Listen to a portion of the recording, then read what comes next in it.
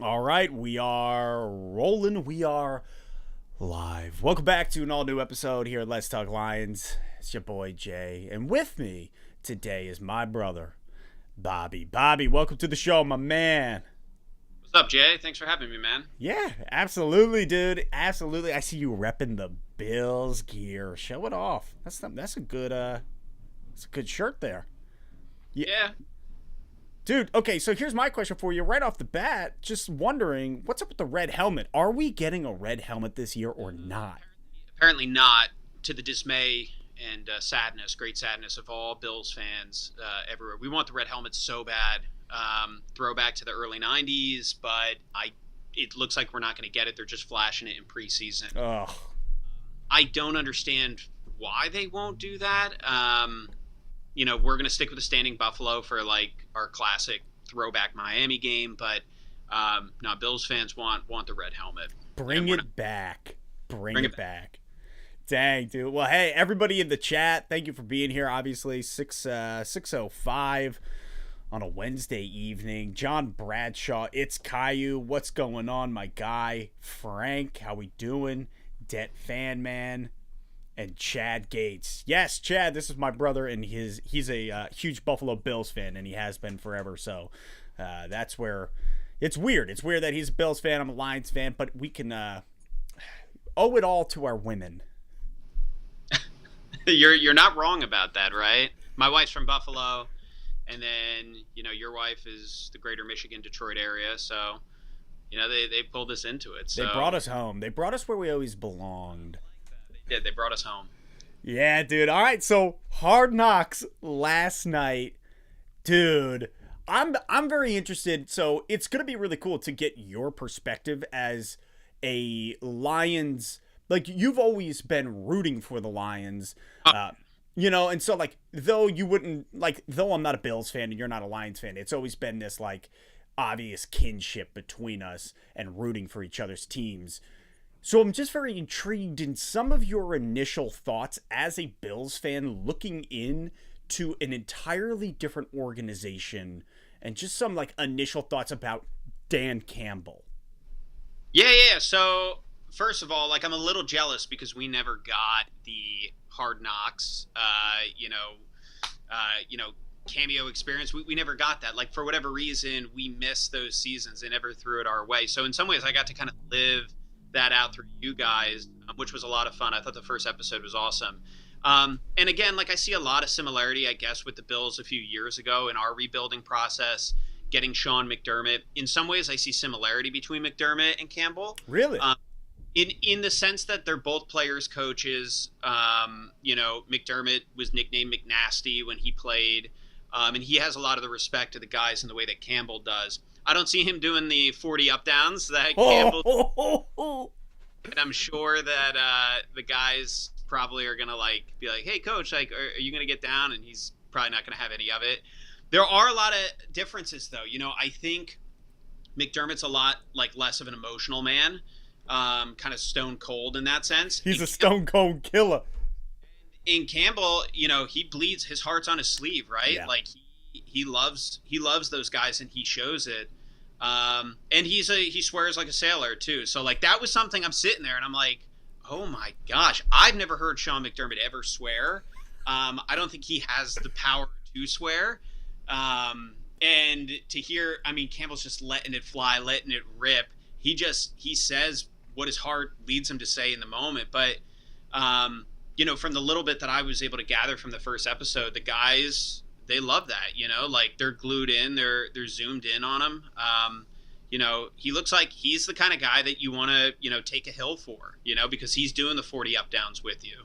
I did think it was cool that you had the one guy kind of talking as he was doing the 40 up downs, like, here's our coach, what are people going to say? But kind of showing though that this is what kind of makes him a different kind of coach and wins the respect of his guys.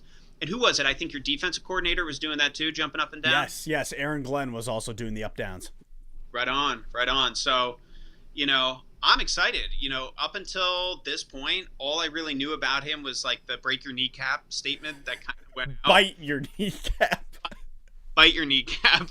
But yeah, so to hear some of the things that, that he was, man, had you fired up. And, Yo. But that's what... Yeah, go for it. No, just that intro of him being like, all right, we're in the ocean, we're in the shallow end, and he's like, we're just going to drag your ass out there and we're going to drown you. And I was like, oh my God, how do I get hired by you to do anything? I don't care what you want me to do. Yeah. Well, low key, dude, I was kind of wondering, when are we going to see, Let's Talk Lions out there on the field? I'm not big enough yet.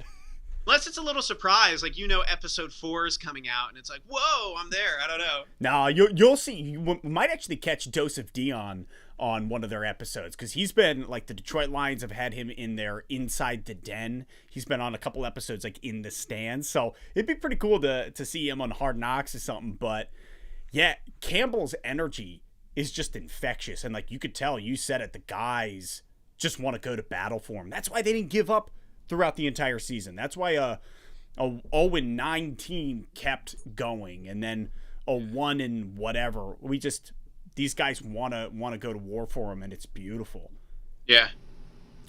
Question coming in from Chad Gates. Obviously, you being a Bills fan, me being a Lions fan, a little salty. But then he's like, "Yo, is he at least a Lord of the Rings fan?" Bobby, what are you currently reading? The Silmarillion. Yeah. So I'm knee deep in Tolkien lore. Knee deep in it. I'm super pumped. I'm sure they're going to butcher Rings of Power, but whatever. Oh God. Spending my summer, going deep in the Silmarillion. Yes, excellent, very good. So some other things seen from the show. Obviously, a bunch of people are already talking about it. Deuce and Glenn. Here's our assistant coach, running backs coach, and our defensive coordinator. Looking at them and their relationship, the way that they were able to express how much they love one another, how much they're like, I got your back. I believe in you. And then them out on the field, it felt like kids at the playground.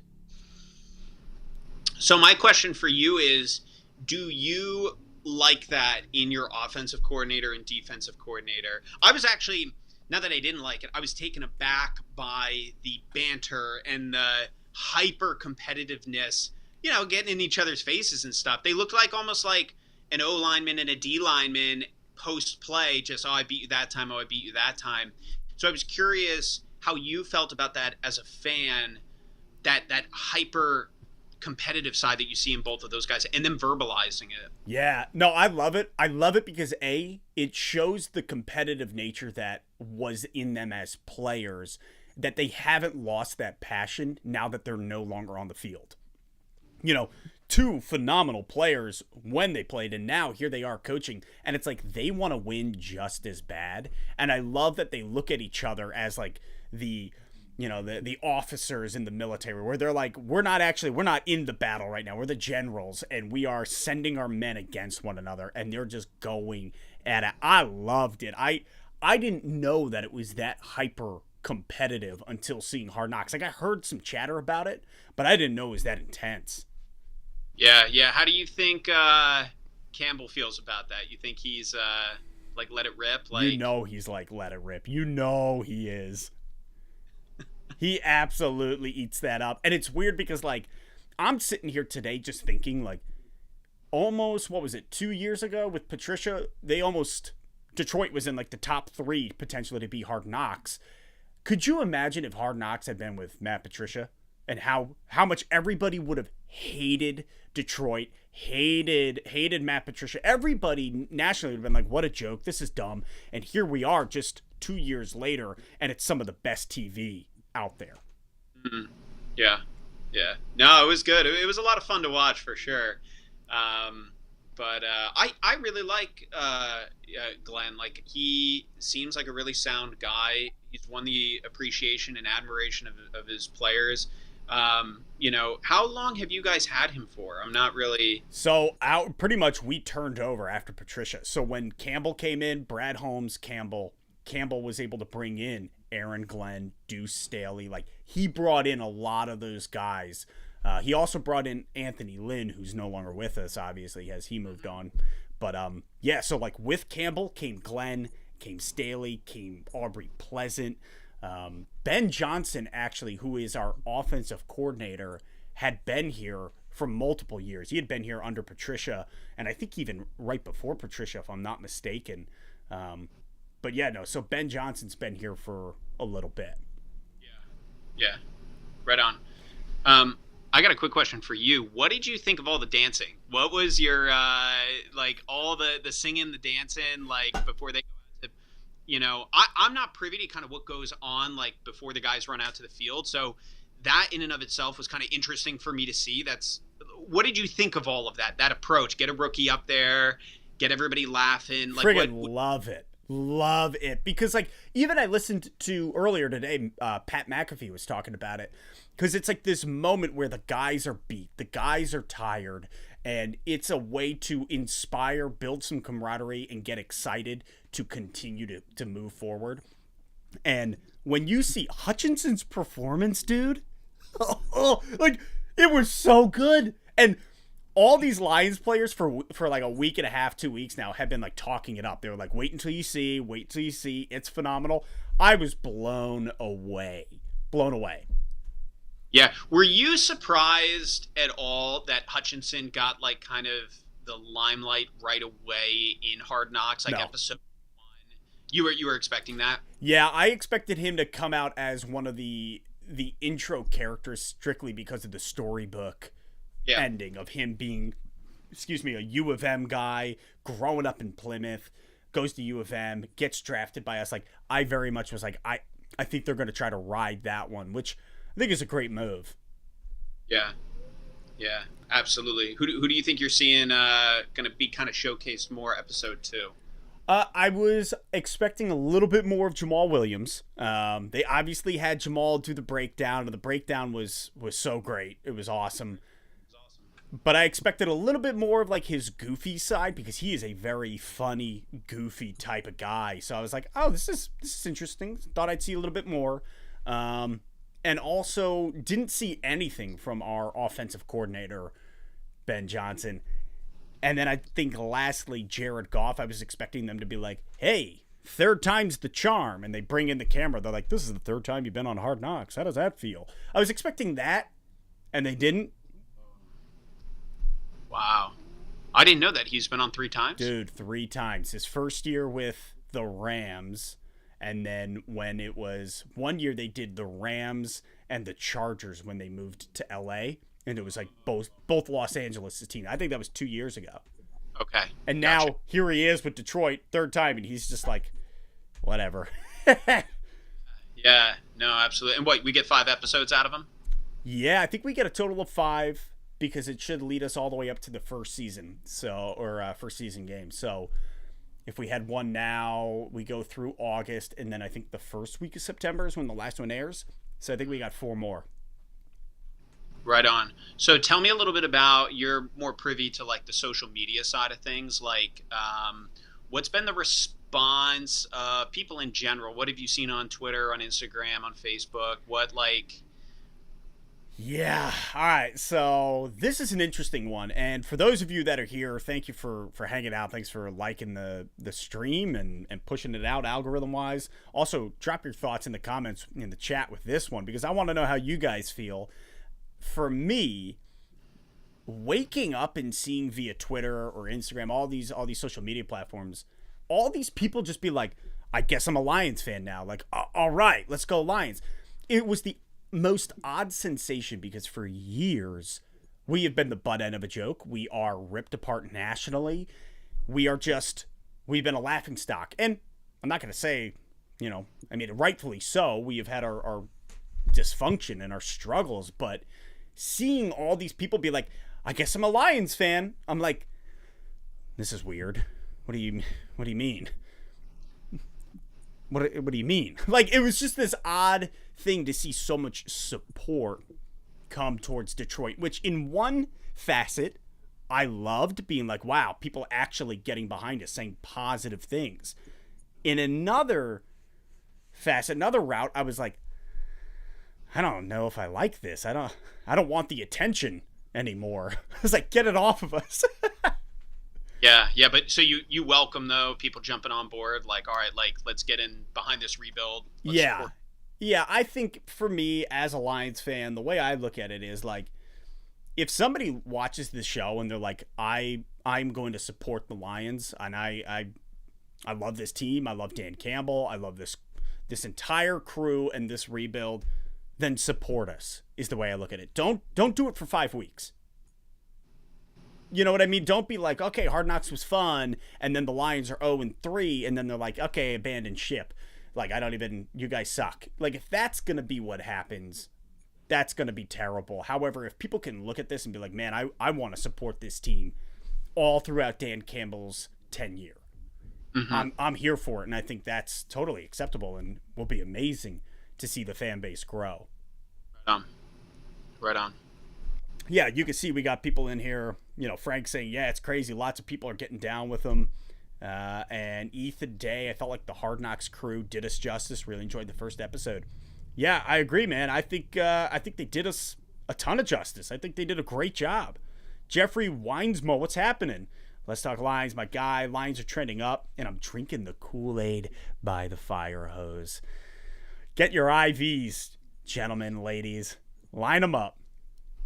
Shove them in there. Bobby, your wife's a nurse. She could probably hook us up with some Kool-Aid IVs, yeah? She'd lose her job, but the fire hydrant is Campbell. Like he just spews love for the city and for the team. So hang out next to that guy, right? Yeah, no, dude. I think okay, for you watching it, what was your favorite moment as a Lions sympathizer, Lions I'd say you're a supporter. Yeah, like I think for me, I want to see, and I'm sure the fans out there, like in the chat box, like you want to see the guys care more about the game than you do. Yeah. And sometimes that's hard. Like guys are going in, they're getting a paycheck, they're getting beat up, And I guess to see the breakdown of that huddle and to hear like the love of his teammates, the brotherhood, to hear his voice cracking to me was like that's a guy that cares more than maybe I care. You know what I mean? And like that's what I want to see. And like for me, like that's my favorite Bills players are those that like when they're in the press conference and they're angry at a loss and they're mad and they're like to hear him talk about that bleeping record, that's what yeah.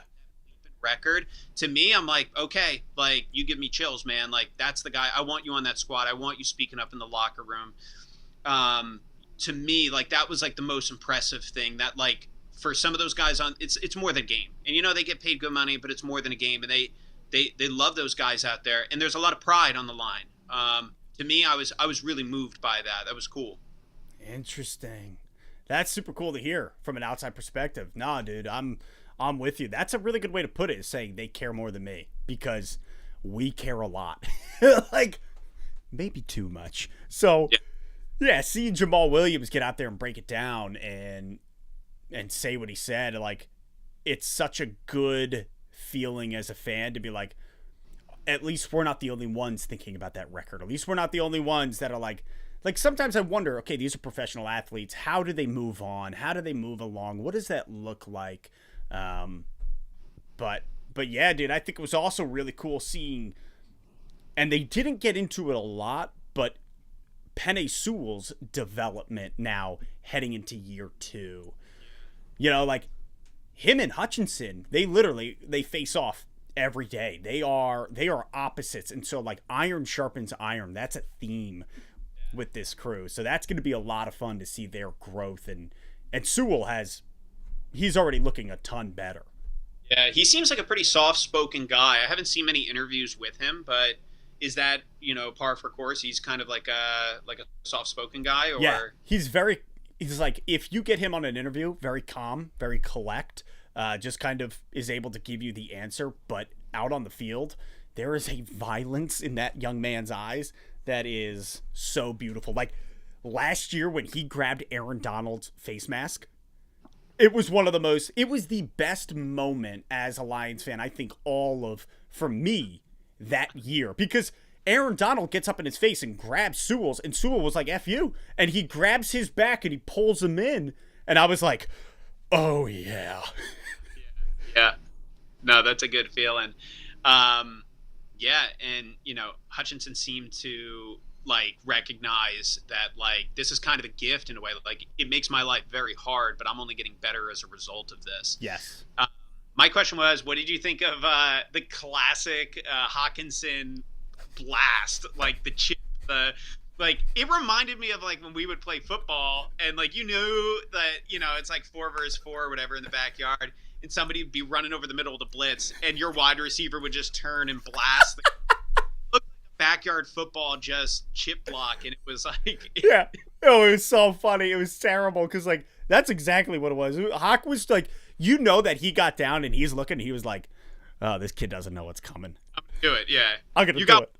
You got one of those moves a game. You know what I mean? Like, oh yeah. I'm bummed that they didn't interview him about that hit after. Like, hey, talk to us a little bit about that. I wanted to see his take on it. Like, oh no, I was had to block him. Like I kind of felt, whatever it was. Yeah. I think he had a presser that day or maybe the day after where I think they asked him about it. It wasn't on Hard Knocks, but I forget who they asked. It was either Hutch or him, because I know at one point like Penei Sewell laid out Jeff Okudah on a play. And then like when they're asking him, they're like, hey, like, what was that like? Like, why'd you do that? And he was like, I don't even know what you're talking about. He's like, I forgot. Like, I'm just playing the game, man. Yeah. But with like Hawk, that he lined up and he was like, I'm gonna welcome to the NFL this kid. Yeah. Yeah, man. No, it's been a lot of fun. And like, even so, like Andrea watched it with me. Mm-hmm. And it was really cool to hear her, because I'm like, wow, I must say so much throughout the day that she's listening to, because literally Aaron Glenn comes on the screen and she's watching and she goes, oh, is this the guy that you were super worried that he was going to get a head coaching job out in Denver? And I was like, what? And I was just so confused. She was like, "Yeah, weren't you really worried that he was about to leave and go get a head coaching job?" And I was like, "Yeah." I was like, "How do you know?" And then Sewell comes on screen and she was like, "Sewell." That's all she said. She just fist pumped and said, "Sewell." I was like, "Okay, let's go." So it's been a fun experience just so far watching her be able to watch these guys that obviously I love, and just seeing like her know them and care about them. It's been pretty sweet. But yeah, it's interesting because I'm like, even now knowing that Hard Knocks is doing the in season with Arizona, I'm like, man, I wish they were doing us. I wish they just kept going forward. I actually really do too. I was kind of bummed. I saw the clip at the end of who was that they had stand in? Was that Larry Hopkins? And I was like, oh man, really? Like, I'd loved it. Like, to me, it's just like, keep the saga going, keep carrying, even just for the sake of continuity. Like, if it wasn't the Lions, I'd want to see whoever they had just, continue going through the season. I guess they want to spread out the wealth a little bit, but yeah, and they're looking for a playoff contender. Yeah. Is there any part of you that's like bummed that you're on like Hard Knocks in the sense that like we had such a bad season, we've had such a rough go of it, or is it more a sense of like, hey, you know what, I'm proud of this team and I want people to see like we do have a tough go of it, but we're dogging it, like we're gonna grind our way, to relevancy. Like, is there any twinge of shame of being on it for you? Or No, and like it's a hard thing because a lot of people. I mentioned it at work and I was like, oh, we're on Hard Knocks. Somebody's like, oh, what is it? And then somebody else chimed in. They're like, oh, it's for piss poor teams only. And I was like, okay, hold up. Hold up before I get fired up here. But there's this element of, if it was during the Patricia era, I didn't want it. I remember you asking me during that era, and I was like, I don't want Hard Knocks. Like, this team right now, like, it was poison. I didn't want it getting into the water that was already a poisoned watering hole. This year, and like the love that we have for Dan Campbell as fans, and like what we Lions fans all saw last season with the way these guys played for Campbell, I think I was so sick and tired of national media chalking us up to be a bunch of wussies, basically. Like Dan Campbell cries at a press conference and everybody's lambasting him, or like all these things. Even us going 3-13-1 and us just always getting wrecked on national media. And I'm like, okay, but 5 of these games, and I know this is the classic Lions thing to do, but 5 of these games, we were in it. We were in it. Okay, but you dogged it with the Super Bowl champions. Like you were like, Yeah. And people look at the record and they forget how close a lot of those games were. To me, it was just like you were this dangerous team that it was like people were going to sleep on you. And I'm like, Lions could slap you in the mouth and you'll be going home scratching your head like, what just hit us? Like, and I think you're still in that place this year where It's like teams are going to sleep on you. You're going to punch teams in the mouth. Yeah. That's why I'm deathly afraid of you on Thanksgiving. I'm like, I do not. You're the game we dropped this year where it's like, because you guys lost to the Jags last year. Yeah. Every year you lose one that you're like, what the heck happened? That was a gimme. And I'm fearful that I've spent buku money to go to this Thanksgiving game with you, and I will have spent just to endure a loss. Dude, and you're gonna be sitting there in Ford Field, and Lions fans are gonna be going nuts, just screaming at you. But bring me a table. Dude, and actually somebody in the chat earlier said, this man looks like he could jump through a table. In my younger years, perhaps. Oh, yes, in my younger years. Coming in, Tim Bishop, Calamari Brothers looking tight on the big screen. What's up, Mr. B? And we got Det Fan Man. This is actually a very good point. The bummer is how this feels like prime advertising on how good our coaching staff is and might be. Yeah, that's a real fear. You start turning heads, you have people start, looking, and you got guys poaching, right? Hey, maybe we can get Glenn over here. Maybe a team needs, a good quarterback coach, and maybe you see Goff turn it around this year, and they're like, hey, Brunell might be a guy to, pull our way. So it is something, with greatness comes, poaching, and It's the Bro, down. I'm worried about it because like I thought Glenn was out of here this last season. I literally was like, we're gonna lose him. We're gonna lose him because I understand that people were like, oh well, Detroit's defense was still abysmal. It was still like 31st, 30th in the league in all these categories, whatever. And I was like, but the thing was, he finally got the defense to stop backsliding and plant our feet in the ground. So yeah, we still landed at the back of the pack. However, it was like we finally landed. We finally got our feet planted, and now we're able to move forward. And so, like, I'm really worried. Aaron Glenn's gone within 2 years. That's giving it grace. I mean, he's probably gone next season.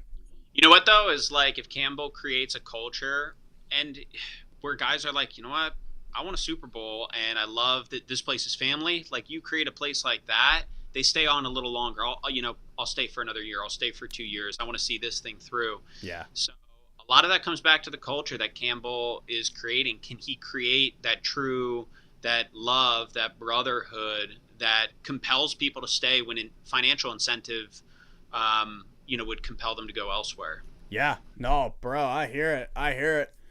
Everybody in the chat, thank you for being here. Appreciate all the love and just chilling with us this evening, talking some hard knocks, talking Lions 2022 season here. Drop any questions you have in the chat. We'll take them. Maybe.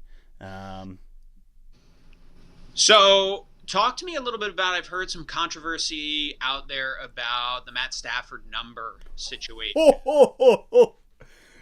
Dude. Yeah, bring it up.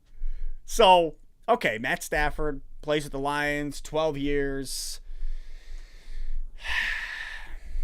Obviously wore number 9 and moves on, goes to LA, and now his number is wide open for the taking. So, Jameson Williams, our number 2 overall pick, he was first round, 12th round, he was the wide receiver. He comes in, and he wanted number 1. Jeff Okuda is wearing it, so he's like, crap. So he takes number 18. He wanted a single-digit number, and it sounds like the only one left was number 9. So he supposedly texted Matt Stafford, asked if it was cool, got the green light, and is now number 9 for the Detroit Lions. So are most people privy to that fact that they had been texting back and forth and that he was cool with it? Or I mean, great question. I saw it all through Twitter. So if anybody else has any other information about that, please drop it in the chat. But yeah, they texted, and sounds like he got the green light, and then he made the decision to be number 9, which personally I'm totally good with. I'm here for it. Yeah. Listen, Matt Stafford did great things. He worked his butt off here in Detroit for 12 years. He gave us everything he had. We never won a playoff game. I still think that the Cowboys game was a W that the NFL stole, but whatever. It's not a retirable number, in my personal opinion. Yeah. There was a question there about who was your favorite guy from episode 1. What do you think? Ooh, that's interesting. I think if I take out like my mindset of the guys as a whole and I look at it strictly through Hard Knocks, it's got to be Aiden Hutchinson. It's so hard because like I don't want to get overhyped. I don't want to be overhyped on our number 1 draft pick and be like, oh yeah, and like you know me, I'm not even a U of M or State fan, so like I have no allegiance to either of these schools. And so, like, I've been very hands-off, cautionary with Aiden Hutchinson as a whole. But, God, that guy's looking good. He is coming to play. Don't get me wrong. He got that chip from Hawk. But as a whole, like, he puts his head down. He works hard. And it sounds like he's doing all the right things that a rookie should be doing. Verbally, just in the way he puts his head down. He goes to practice. I really like him, and I like him a lot more than I thought I would initially. Yeah. No, it is interesting to hear you say that because, and watching you kind of come to this place of being in his corner, for you to say this right now, it was like, wow, like really you've come a long way probably over the last like year and a half. Yeah. I want to see more clips and highlights. I'll probably, when this is over, go on YouTube and see the linebacker Rodrigo. Dude, Malcolm Rodriguez. Rodriguez, okay. Yeah. He's like a big dude. He's big. So I'm assuming he can really lay some heavy hits on people. So and it's weird because a lot of people are like, he's probably one of the most hyped up draft picks of the Lions, where people are all about him. He hits hard. He hits fast. And like one of the biggest things that people are like, oh, his arms are undersized. Like they're shorter. So like he's not going to be, they're just like looking at stats. And Campbell and everybody talking about him, they're like, yeah, this kid's an animal. He's an animal. Yeah. And that's where you got to trust your coaching, right? Like, and this, again, something that like, I guess like the Lions and the Bills kind of do similarly is like drafting athletes, athletes that have a high ceiling that can be coached. And the question is do you trust your coaching? Do you trust your development process? Do you trust your players that they care enough to get better with kind of the nuance? And that's a guy there who's like high ceiling, very athletic, hard hitting. You can't teach that, right? Like there's an element where they're born with that, but you can teach them kind of the nuance and the finesse of the sport. So do you trust your coaching enough to get them to that place? So I've seen no highlights of him. His frame was like, if he'd be out of this frame, like I was like, wow, Dude. I want to see this guy in college, buried. Yeah, this guy Steve-O just said the muscle hamster. It's so good. Yeah. Rodriguez should have been drafted before the 6th round. He's a lot better than your average 6th rounder. I agree completely. And the only reason he lasted that long was because of the size and people questioning it stat-wise. But seriously, Bobby, go look up some of his tape. Yeah. He's an animal out there, an absolute animal. I love him, and I'm excited to see what he becomes. You know what's cool, too, is it's like, so Matt Milano, big fan, love him. He was a fifth round pick out of Boston College. People said he'd be too small to play, linebacker. He's literally like the glue of our defense. And so that's a guy like that. Like you get an athletic freak in the 5th or 6th round, you coach him up right, he'll be drilling people for years, Yeah. Listen, I think like the Lions defense, where we were so bad, Brad Holmes, and this is something I heard you say for like 4 years, when Brandon Beane, McDermott come in, I remember you just saying, trust the process. And watching where the Buffalo Bills have been and where they are now, like, how weird is it for you, Bobby? Okay, you sitting here today, that you guys are, and I hate to say it. No, don't say it. We won't even say I know what you're going to say, so we're just not going to say it. So we're not going to say it. But I hate that Las Vegas thinks that, it's like you had said, like the weirdness of people talking about Hard Knocks and the Lions, and you're seeing it on Twitter and it's all over the place. The same thing for, you're looking at power rankings, you're looking at what Vegas is predicting, and you're like, don't talk about it. Yeah. Don't talk about it. Yeah. I don't even want to invest my heart to believe that that's possible, but yeah, man, no, going back to like what I think is really cool about seeing Hard Knocks is like you're looking at a team figuring out who they are. Yeah. And it's those dark moments of a rebuild that all you have is each other. And to hear them talk about the brotherhood, to hear a very genuine way your coaches talk about love between, these strong, burly football players, like that's what it's going to take when it's in the 4th quarter and they're winded and they got to put a stop on the goal line in order to get the ball back to kick a field goal so that they can get a wild card spot. Like, for you guys, like, and I don't know what your division looks like and if you think you can actually steal the division or if it's like, if you play your cards right, it could be, wild card territory, but get into the playoffs. Like, could you imagine after this year, you get Hard Knocks and the guys buy in, they're all in, and they win some of those games that last year they lost in the 4th quarter on the last drive. You win those games, and now you're in wild card contention. You get to what that does for the city, what that does for the team. Even if you lose the first game, so what? Like we went back to the playoffs with this guy here. Maybe you win the wild card game, and then it's like, oh my God, we did what we never could. It hasn't been in 30 years. Yeah, yeah. All my existence, we haven't won a playoff game. Earth, on God's green earth. Dude, shout out to Lions fan 1 Pauly LFP. Appreciate the donation, my guy. In Dan Campbell, we trust. Absolutely. And that's what I'm getting at is like for you having to be like, man, we trust the process of Sean McDermott, Brandon Beane, like what they're doing here. And seeing you guys make those steps where you guys finally you make it to the playoffs because of Andy Dalton and that play, right? And was that the year where it was Jacksonville?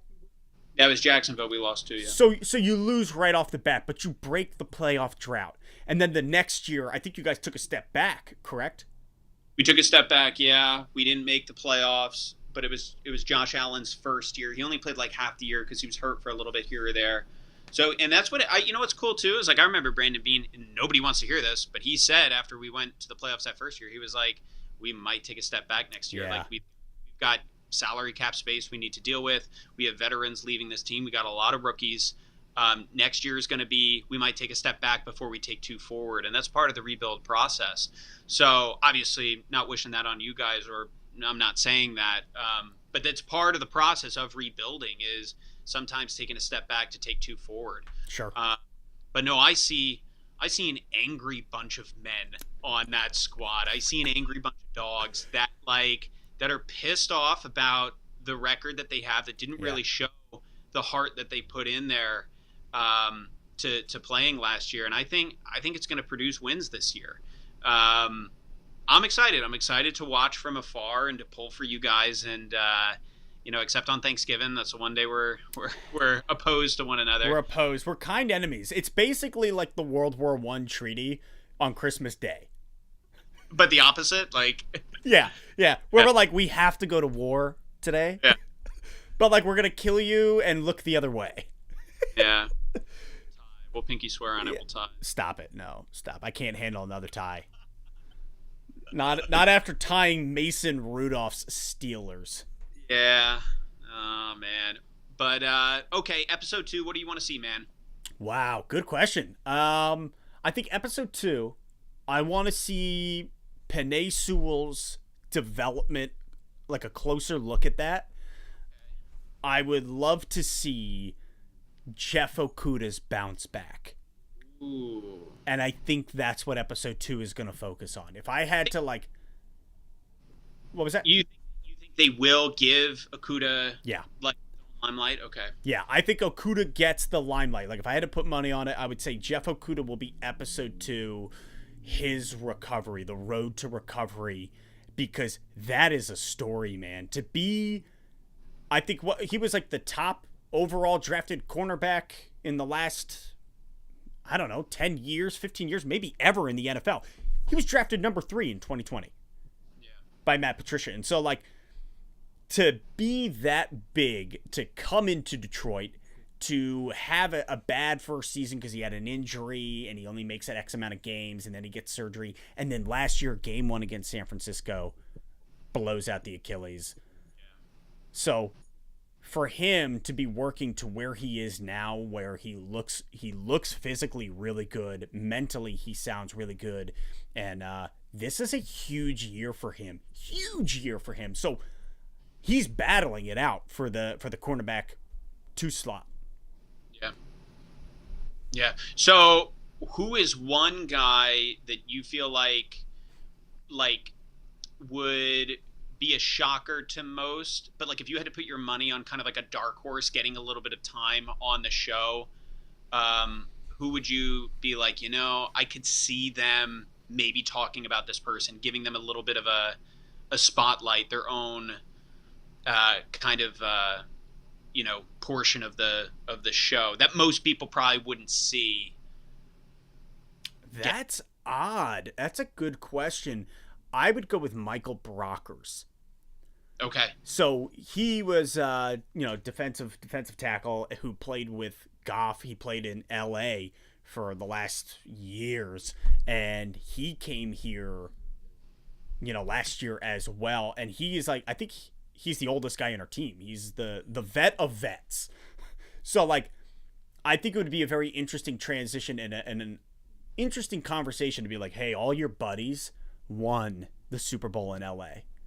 Yeah. And like, it wasn't the Goff for Matt Stafford trade. You were just another piece that was handed over.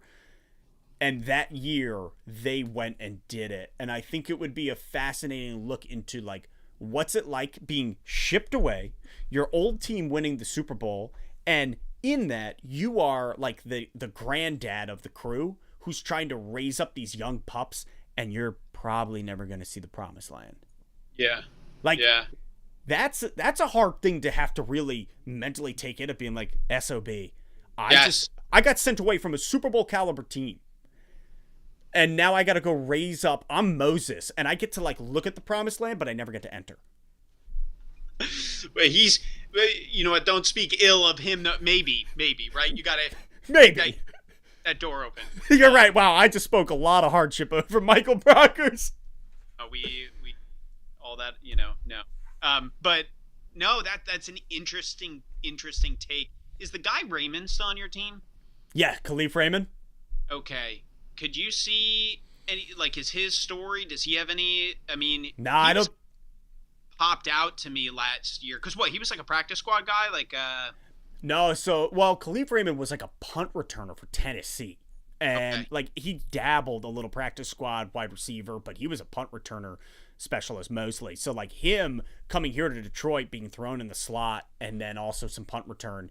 And we had no wide receiver core for half the year, and he was taking the brunt of like weird flyaways and in the slot. So like, I don't think he has a compelling enough story. I love him to death, but do you think Hawk gets on there? I feel like they're gonna have to, because he's like a top 5-7 tight end in the NFL, but he's also such an interesting character in general, just like his personality, and he's such like a beach boy. Yeah. No. No, I'm just curious. Dude, no, you're good. Penultimate just said, wow, Jay, you really painted that picture. Michael Brockers. That's my bad, guys. I got really into it. Yeah. Also, this is going to be interesting. Penultimate, week 1, shock the Eagles. Listen, that's going to be a tough game. Philadelphia is a good squad, and I hate to admit that. They're like sneaky good. Like, they really started to just like bolster up. Imagine it's winter, Bobby, and you're wearing an extra large flannel, but the whole time you're doing shoulder shrugs, you're getting ripped. And then in the light breeze of spring, you take off that flannel and you are just the muscle hamster, as our friend earlier said. That was a real thing. That was called Operation Flannel. I didn't partake in it, but I knew a guy that did. It worked.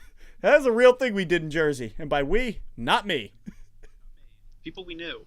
No, here's a question for you. Is there anything that you felt that Hard Knocks did not do up to snuff for you, or something that you wanted a little bit more of? Not to knock it, but was there anything that you were like, I thought they were going to go down this route, or I wish they had done this a little bit better? Do you have any criticism? No, I really don't. I think I expected other things. However, I think we were blessed where somebody, I forget who, but they dropped information that Hard Knocks was going to be featuring more of our coaching staff than they've ever featured before on Hard Knocks. It's always players. And somebody dropped the information that was like, hey, they're actually going to be featuring the coaching staff. So I'm glad I knew that, because I would have been like, whoa, they're really getting into like Mark Brunell, Antoine Randall, like they're getting into all of them. And I liked it. I really liked it. I don't have any criticisms. I thought it as a whole was incredible. The Hutchinson rookie song was just through the roof. I've watched that like 40 times. It's bad. Yeah. No, so it'll be fascinating, especially throughout preseason, and seeing some of these games now come together. Very excited to see all that unfolds with these future episodes of Hard Knocks. Let me ask you one of our last questions before we end this. Like, as a Bills fan and showing support for the Lions, what was one of your or do you have any expectations going into the rest of Hard Knocks? Not even just episode 2, but the rest. Yeah, so this could be I don't know like to what degree like Hard Knocks chooses to do this or not do this.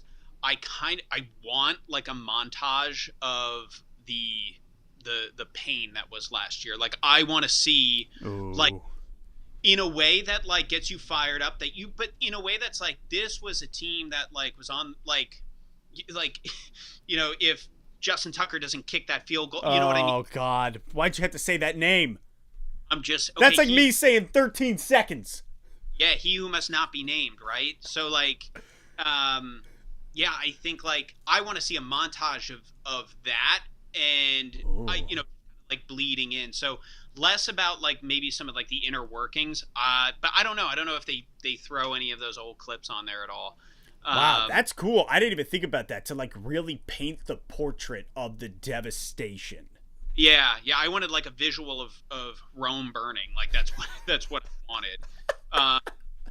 But you know what too? I'll say this. I am really like curious about Goff. Like I would love like a whole thing just kind of diving into him and his process. Like you said, he's been on Hard Knocks now 3 times.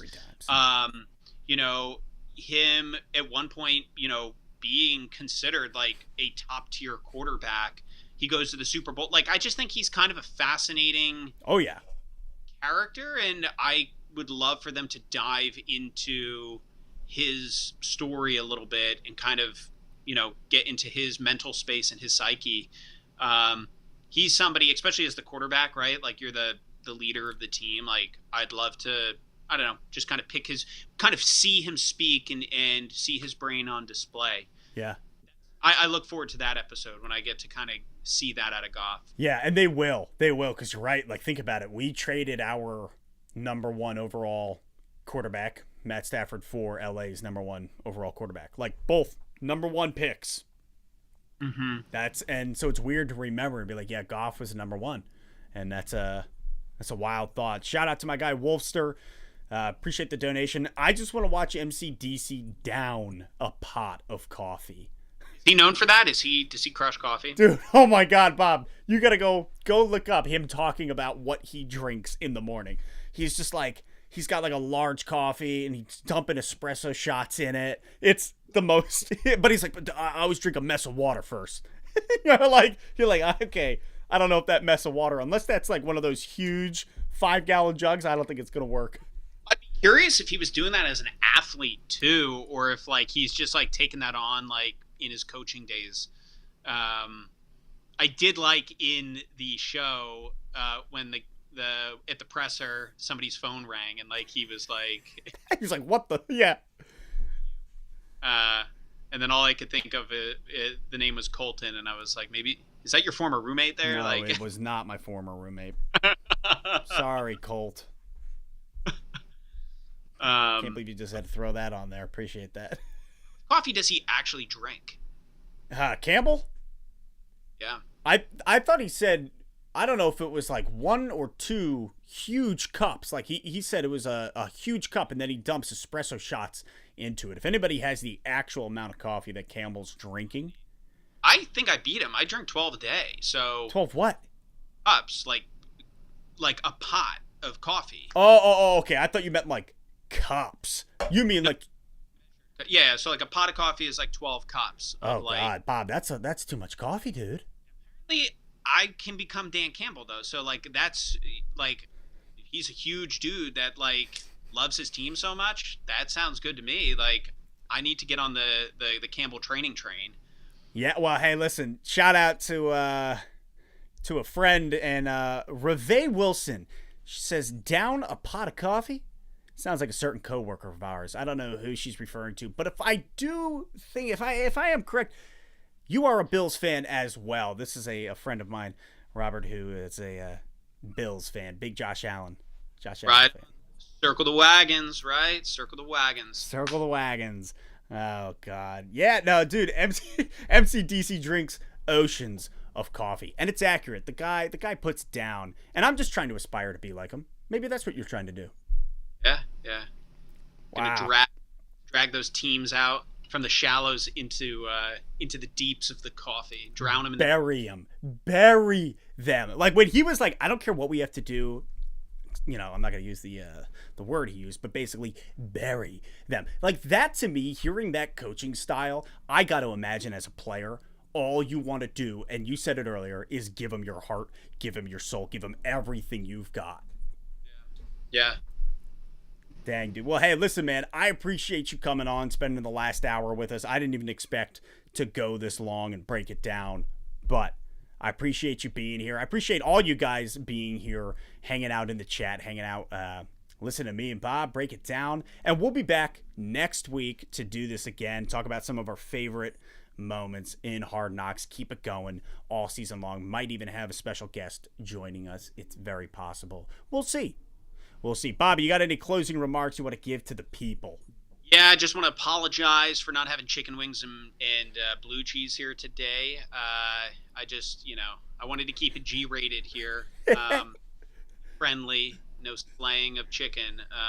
So I apologize for that. Next time, though, I will have chicken wings.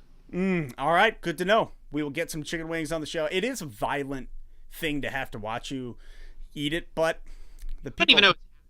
I go into the zone and it just starts, I come out on the other end and I'm like, oh God, there's all these bones. What did I do? I literally get texts and it's Bobby eating wings and people are just like, what's going on in your show? And I'm like, that's Bobby, man.